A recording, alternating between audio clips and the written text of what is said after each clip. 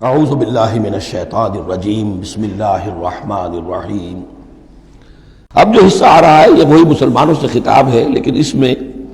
ایک استدراک سمجھیے کہ جو شروع میں کچھ آیتیں آئی تھیں خواتین کے معاملے میں، یتیم عورتوں کے معاملے میں، ان سے نکاح کے معاملے میں یا طلاق کے معاملے میں، اب اس میں کچھ وضاحتیں، کچھ سوالات مسلمانوں کی طرف سے ہوئے، مزید وضاحتیں طلب کی گئیں تو اللہ نے یہ وضاحتیں نازل کی ہیں۔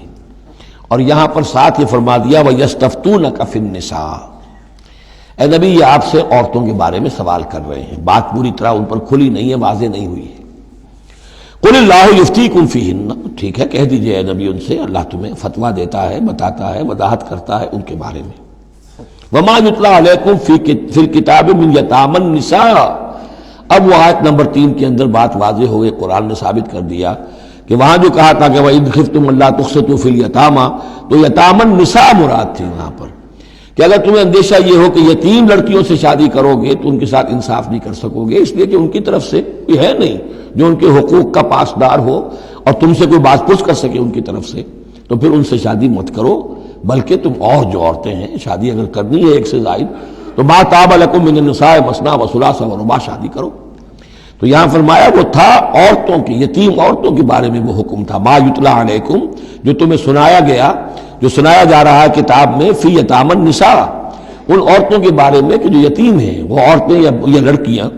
لا توتونہن ما کتب لہن، تم دیتے نہیں ہو انہوں جو اللہ نے ان کے لیے لکھ دیا ہے، بغیر مہر کے یتیم بچی تھی آپ نے شادی کر لی، کون اس کی طرف سے مہر طلب کرے گا؟ وترغبون ان تنکحوہن، اور چاہتے ہو کہ اسے نکاح بھی کرو، والمستضعفین من الولدان، اسی طرح بچے جو ہیں ان کے ساتھ بھی جو ظلم ہوتا ہے، وان تقوموا للیتامى بالقسط، اور وہ جو ہم نے تفصیل سے احکام دیے ہیں کہ یتیموں کے معاملے میں انصاف پر کاربند رہو، وما تفعلوا من خیر فإن اللہ کان بہ علیما، اور جو خیر بھی تم کرو گے اللہ اس سے واقف ہے، تمہاری نیتوں کو جانتا ہے۔ تو وہ احکام ہے، بنیادی ہدایات دے دی گئی ہیں، اور اس میں اس سے اضافی شے جو ہے وہ یہ ہے کہ تمہاری نیت صاف ہونی چاہیے۔ واللہ یعلم المفسد من المصلح، اللہ جانتا ہے کہ کون حقیقت میں شرارتی ہے اور کون جو ہے اس کی نیت صحیح ہے۔ وَإِنِ امْرَأَةٌ خَافَتْ مِنْ بَعْلِهَا نُشُوزًا، اب دیکھیے ایک نشوز عورت کے لیے آیا تھا کہ اگر واللاتی تخافون نشوزہن، وہ عورتیں، وہ بیویاں کہ جو سرکشی کر رہی ہیں، حکم نہیں مان رہی ہیں، تابعداری نہیں کر رہی ہیں، زدم زدہ پر اڑی ہوئی ہیں، ان کے بارے میں تو آ چکا تھا شروع میں۔ اب یہاں عورتوں پر بھی تو ہو سکتا ہے کہ مرد ظلم کر رہا ہے، مرد جو ہے وہ ان کا حقوق ادا نہیں کر رہا ہے، شوہر جو ہے وہ اپنی قوامیت جو ہے اس کو غلط طریقے پہ استعمال کر رہا ہے، روب ڈالتا ہے، دھونس دیتا ہے، یا اور بری طریقے سے ستاتا ہے، تنگ کرتا ہے، تنگ کر کے وہ مہر معاف کرواتا ہے، یا کچھ اور، اگر ذرا اس کے والدین اچھے کھاتے پیتے ہیں تو لاؤ اپنے والدین کے گھر سے، یہ ساری گندگیاں جو ہمارے معاشرے میں ہوتی ہیں اور عورتیں بیچاری اس میں پستی ہیں، وہ جو چکی کے دو پارٹوں کے مابین۔ وَإِنِ امْرَأَةٌ خَافَتْ مِنْ بَعْلِهَا نُشُوزًا،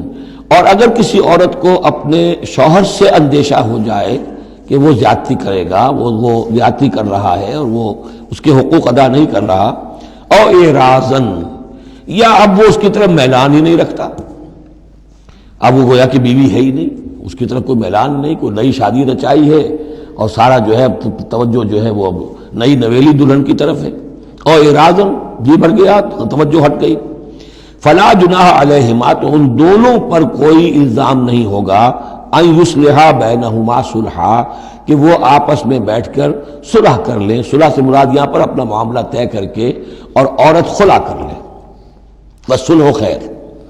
لیکن خلا کرنے میں جیسا کہ ہم پڑھ چکے ہیں عورت کو مہر چھوڑنا پڑے گا،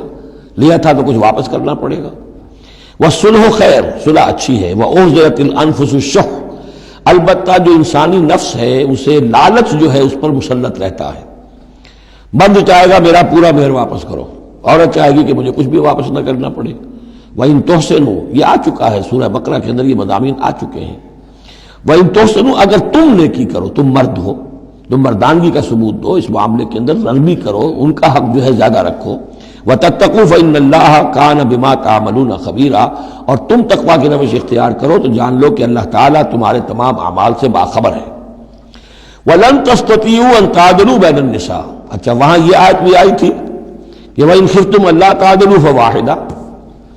اگر تمہیں اندیشہ یہ ہو کہ تم اپنی بیویوں پہ اگر ایک سے زائد ہیں، 2 ہیں، 3 ہیں، 4 ہیں، تو عدل نہیں کر سکو گے، تو پھر ایک ہی پر اکتفا کرو، پھر دوسری شادی مت کرو۔ تمہیں اطمینان ہے، تمہیں اپنے اوپر یہ اعتماد ہے کہ تم یہ عدل کر سکتے ہو، تب دوسری شادی کرو، ورنہ نہیں۔ لیکن اب اس میں جیسا کہ میں نے عرض کیا تھا کہ کچھ چیزیں تو ہوتی ہیں گنتی کی، ناپ تول کی، اس میں تو عدل ہو سکتا ہے، لیکن ایک قلبی میلان جو ہے اس کے اندر تو ظاہر بات ہے انسان کے اختیار میں نہیں ہے۔ حضور صلی اللہ علیہ وسلم نے اپنی تمام ازواج کے لیے ہر چیز گن گن کر، یعنی باریاں بھی مقرر تھیں آپ کی شب باشی کی، دن میں بھی اب آپ ایک چکر لگاتے تھے عصر اور مغرب کے درمیان، تو تھوڑی تھوڑی دیر ہر اپنی زوجہ محترمہ کے پاس ٹھہرتے تھے، کہیں تھوڑی دیر بھی زیادہ ہو جاتی تو کھلبلی مچ جاتی تھی، آج وہاں کیوں ٹھہر گئے، آج زینب کے پاس زیادہ وقت کیوں لگ گیا، آج فلاں کیا ہو گیا، وہاں شہد دیا گیا تھا وہ شہد پی رہے تھے تو اس وجہ سے دیر لگ گئی۔ تو حضور سے جب کہا گیا اشارے کنائے سے آپ نے قسم کھا لی اچھا میں آئندہ کبھی شہد نہیں پیوں گا، حضور نے اللہ تعالیٰ نے ٹوک دیا کہ حضور یہ کیوں آپ قسم کھا رہے ہیں، لما تحرم ما احل اللہ لک تبتغی مرضات ازواجک۔ تو یہ چیزیں جو ہوتی ہیں انسانی معاشرے میں، بہرحال بہت بہتر معاملہ تھا، بہت بہتر تھا حضور کی ازواج مطہرات کا آپس میں، لیکن یہ کہ بالکل ظاہر بات ہے کہ کچھ نہ کچھ تو شوق جو ہوتا ہے اس کے کوئی نہ کوئی اثرات تو ہوتے ہیں، یہ عورت کی فطرت ہے، وہ اس کے اندر اختیار میں نہیں ہے۔ تو یہ چیزیں جو ہے فرمایا کہ اگر تم ولن تستطیعوا ان تعدلوا بین النساء، تمہارے لیے ممکن ہی نہیں ہے کہ تم عورتوں کے مابین انصاف کر سکو۔ مراد کیا ہے؟ قلبی میلان، یہ حدیث کے اندر واضح ہو گیا۔ اور حضور فرمایا کرتے تھے کہ اللہ جو بھی چیزیں ہیں میں نے اس میں پورا عدل کیا ہے، باقی جہاں تک میرے دل کا میلان کا تعلق ہے مجھے امید ہے تو مجھ سے مواخذہ نہیں کرے گا۔ یہ ہے ظاہر بات ہے، لیکن اگر تم چاہو بھی تو تم عدل نہیں کر سکتے۔ وَلَن تَسْتَطِيعُوا أَن تَعْدِلُوا بَيْنَ النِّسَاءِ وَلَوْ حَرَصْتُمْ، چاہے تم کتنے حریص ہو اس کے نہیں کر سکتے۔ فَلَا تَمِيلُوا كُلَّ الْمَيْلِ، تو ایسا نہ ہو کہ ایک کی طرف پورے کے پورے جھک جاؤ، میلان میل، کل المیل، ایک ہی کی طرف پورا میلان ہو جائے، فَتَذَرُوهَا كَالْمُعَلَّقَةِ، کہ دوسری بیوی معلق ہو کر رہ گئے، اب نہ وہ شوہر والی ہے اور نہ آزاد ہے، اس سے کوئی تعلق ہی نہیں۔